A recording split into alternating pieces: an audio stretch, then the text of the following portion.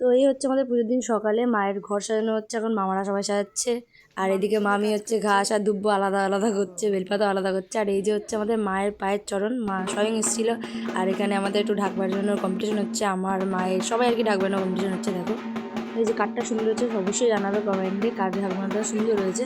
আর তারপরে এই যে সন্ধ্যাবেলায় আমাদের এখানে ভোগের আয়োজন করা হয়েছিল, মানে আমাদের বাড়ি থেকে প্রত্যেক বছরই খাওয়ানো হয়, তো সেটাই আর কি হচ্ছিলো। আর এই যে দেখো কত লোক, অনেকে খায় পুজোর দিন। তারপরে আমাদের মহাদেবের পুজো দিয়ে শুরু হলো আর কি। তো মহাদেবের পুজো শুরু হওয়ার পরে তারপরে মায়ের পুজো শুরু হয় আমাদের প্রত্যেক বছর। আর যাই হোক, তো কেমন হয়েছে সাজানো, এই যে বাইরের গেটটা আমি সাজিয়েছি, তো জানাবে অবশ্যই কেমন হয়েছে। তো চলো ভেতরের দিকে যাওয়া যাক, ভেতরের দিকে যাই চলো।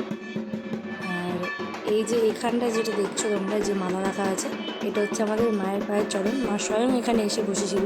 তো এই ভিডিওটা যদি চাও তাহলে অবশ্যই আমার কমেন্ট করবে, আমি তোমাদের পুরো ডিটেলস দেবো যে কীভাবে মা এসেছিলো না এসেছিলো, সবটাই তোমাদের জানাবো।